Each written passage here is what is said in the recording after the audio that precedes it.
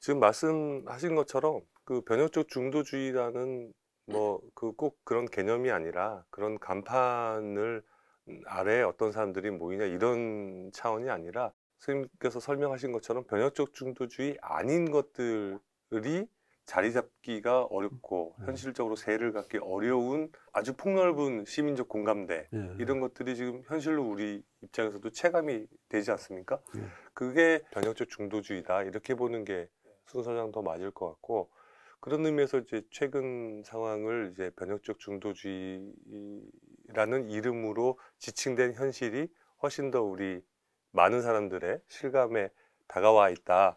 이런 얘기는 얼마든지 가능한 얘기일 것 같습니다. 변혁적 중도주의가 어쨌든 분단 체제 속에서의 남한의 개혁 노선으로서 변혁적 중도주의라는 이제 개념을 제출하신 거를 다시 환기해 보면, 뭐랄까 이 분단 체제를 변혁하는 데 있어서 시민 참여의 중요성 같은 것들을 꾸준히 이제 제기를 해오셨고, 특히 어디가 중도면 어째서 변혁인가란 제목 아래 이제 이 책을 내셨음에도 안에 들어가 보면 시민 참여형 통일 방안 이런 데 관한 강조가 굉장히 많으시거든요. 그리고 그게 사실 이 책의 골자 중에 하나라고 봐도 되는데, 시민 참여 이렇게 얘기하고 변혁적 중도주의 이렇게 얘기하면 이게 남한에서는 그렇게 현실에 좀 전에 선생님하고 말씀 나눴듯이 현실의 실감으로 이렇게 다가와 있는 면들이 있다고 평가할 수 있는데, 이게 과연 이제 분단 체제를 변혁하는 데 있어서 북한의 시민사회라는 게 있느냐, 아니면은 비판적 지식인 사회라는 것이 형성되어 있느냐, 이렇게 보면 그 면에서는 굉장히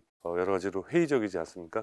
일반적으로도 그렇게 생각을 많이 하실 것 같고, 지식인 사회에서도 시민 참여형 통일 방안 얘기를 하면은 그에 대한 이제 질문이 북한에 무슨 시민사회가 있고 무슨 비판적 지식인 사회도 없는데 남쪽에서만 떠들면 뭐하냐, 뭐 이런 식의 이제 반론들이 늘상 있고, 이 책을 보면은 계속 그런 질문에 주기적으로 이렇게 시달려 오신 걸로 이렇게 그런 분위기가 느껴집니다. 그리고 제가 알기로도 이 책 이후에도 꾸준히 그런 이제 반론을 맞아 오신 걸로 알고 있는데, 그 북한의 그 시민 참여의 개념, 그 시민 참여란 건 도대체 어떻게 보는 게 적당한가, 그거를 이제 남쪽 북쪽 좀 비교해 가면서 공통점 차이점 뭐 이런 거 좀 말씀을 해주시면 변혁적 중도에서의 시민적 공감대라는 거에 대해서 한번 또 더 깊이 생각해 볼 수 있는 계기가 되지 않을까 생각이 듭니다. 그러니까 이 책에서도 시민 참여형 통일 과정에서 남과 북 당국 이외에 남한의 시민사회가 제3 당사자다 이런 네, 얘기는 네, 해요. 네. 그러나 남북 민중이 함께 제3 당사자를 이루고 있다는 얘기는 안 하고, 네. 오히려 언젠가는 북의 인민들도 네. 제4 당사자가 될 가능성이 있는데 네. 아직 그때는 오지 않았다. 네. 그러니까 시민 참여형이라는 말은 주로 남한에 해당되는 얘기인데, 사실은 그거조차 회의하는 사람들이 많아요. 네. 그건 뭐 통일과냐고 시민 참여하고 뭐 얼마나 관계가 네. 있냐. 네. 네. 요즘 더구나 더욱 그렇겠죠. 근데 이제 북한 얘기를 먼저 물으셨으니까, 네. 남한하고 북한하고 전혀 이질적인 다른 사회인데 네. 남한식 시민사회가 거기에 없다는 거 가지고 북한의 민중을 너무 무시해서는 안 될 것 같아요. 네. 그 사람들이 뭐 군중대회 나와가지고 김정은 만세, 김일성 만세, 김정은 만세 부르고 박수나 치고 정권이 하자는 대로 다 따라가는 그런 그 참 노예적인 삶을 살고 있다. 이거는 같은 동포끼리 너무 우리 스스로를 모독하는 얘기죠. 우선 북한 경제가 어려우면 어려울수록 각자 도생하려는 게 많잖아요. 네. 그러니까 민중의 자주력이랄까, 네. 자활력 네. 이런 비중이 커지는 거고, 그러다 보면 또 그게 사회를 바꾸고 네. 나중엔 정권도 내 태도도 바꾼다고 네. 봅니다. 정권의 태도 바꾼다는 게 정권을 타도한다는 얘기가 아니고, 그건 우리 남한식의 사고죠. 정권 교체를 하고 뭐 새 정부를 만든다 하는 건데, 그러나 좀 역설적인 현상인지 모르지만 최근에 김정은 위원장이 남북관계는 국가 대 국가 관계로 가고 그 대한민국 족속들 이것들하고 통일하겠다는 건 이제 완전히 버리고 적대국으로 가겠다 하는 건데, 내가 다른 글에도 썼지만 최근에 글에도 썼지만은 적대국으로 가겠다는 게 문제지 국가 대 국가로 가자는 건 사실 우리 남한의 입장이거든요. 국가 연합하자는 거는 국가와 국가의 연합 아니에요. 네. 북에서는 이제까지는 주로 우리 민족끼리 네. 힘을 합쳐 네. 자주적으로 통일하자. 그것도 6.15 공동선언에 나오는 맞습니다. 문구예요. 네. 제1항이 그거니까. 네. 근데 그 제1항이라는 거는 옛날처럼 우리가 강대국의 지배를 받아가지고 그들이 시키는 대로 따라하지 말고 우리 힘으로 하자 하는 원칙적인 선언이고, 제2항에 가서 구체적인 통일 방안 얘기가 나오죠. 물론 남측 제안하고 북측 제안이 똑같은 건 아니지만은 공통점은 있다 해가지고 이제 접점을 앞으로 더 모색하자고 한 건데, 그동안에 북은 그 제1항을 주로 역설해 왔어요. 2항 얘기는 별로 안 했어요. 그러다가 이번에 이제 그 1항을 다 폐기한 거 아닙니까? 뭐 접은 거 아니에요. 우리 민족끼리 통일 필요 없다. 네. 저런 것들하고 네. 저는 네. 이제 윤석열이 하는 짓을 염두에 두고 한 얘기겠지만 네. 이런 대한민국 족속들하고 네. 무슨 우리가 아무리 끌어안으려고 해도 안 되는 놈들이다 이제 이렇게 한 건데, 그동안에 그 우리 민족끼리 하자는 것이 일종의 북의 통치 이데올로기 역할도 했다고 나는 보거든요.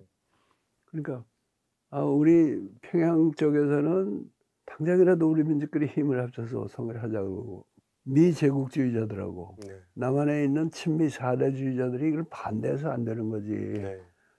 걔들만 반대 안 하면 이거 얼마든지 할 수 있는 일이다. 걔들 때문에 우리가 통일도 안 되고 우리 인민이 이렇게 못 산다 하면서 어떤 의미에서는 인민을 달래는 네. 언설이기도 했단 말이에요. 근데 지금은 그 변화할 때는 그때에 비해서 더 자신감이 생긴 것도 있어요.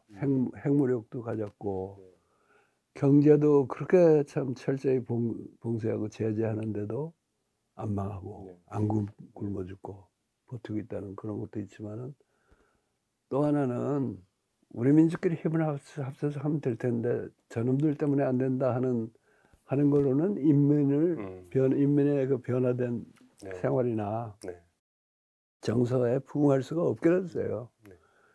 그러니까 그런 점에서는 김정은의 이번에 그런 정책 전환은 북의 민간사회 또는 인민들의 생활상의 욕구의 변화 또는 그것이 더 강해진 어떤 면에 부응한 거라고도 볼 수 있기 때문에, 그러니까 그런 식으로 북의 인민들은 인민들대로 끊임없이 역사에 자기 그 힘을 행사하고 있거든요. 그걸 우리가 남한의 틀에 이렇게 얽매이지 말고 더 자세히 들여다보고 그걸 존중하는 태도가 필요하지 않은가 싶어요. 네.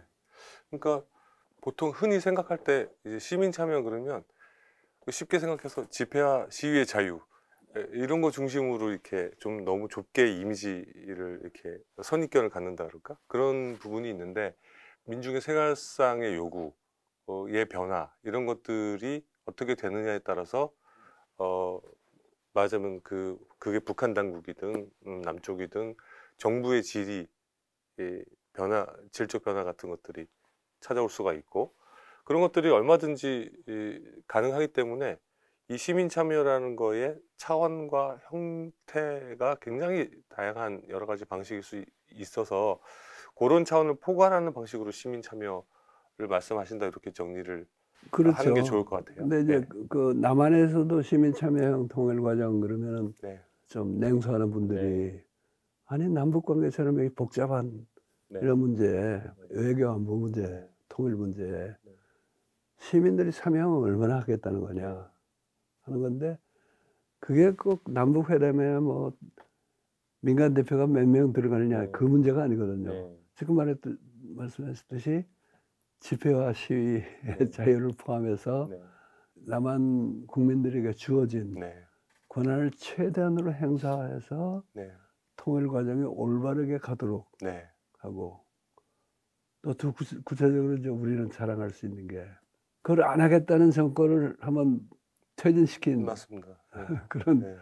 경력이 있잖아요. 네, 네, 네. 그리고 아마도 그런 우리 능력이 또 발휘될 것 같은 네. 지금 그런 상황에 와 있다고 네, 보는데 네, 네. 사실 그게 최대 시민 참여 과정이죠. 맞습니다. 시민 참여죠. 네. 시민들의 힘으로 네. 통일 과정에 적극 참여하지 않거나 그거를 교란시키는 정권을 퇴진시키는 이거는 아직까지 북에서는 못 보는 현상입니다만은 남에서는 이미 우리는 그 경력이 쌓여 있어요. 그렇게 보면 사실 통일운동에서 시민 참여라는 게 가장 결정적인 거라고 할 수도 있을 것 같습니다. 그러니까 나는 시민 참여형 통일 과정의 최대 업적은 단일 사건을 쓴다면은 2017년 박근혜 탄핵을 통해서 네, 네, 박근혜 정권을 네, 퇴진시키고 문재인 정권 네, 창출한 것 네. 그라고 봅니다.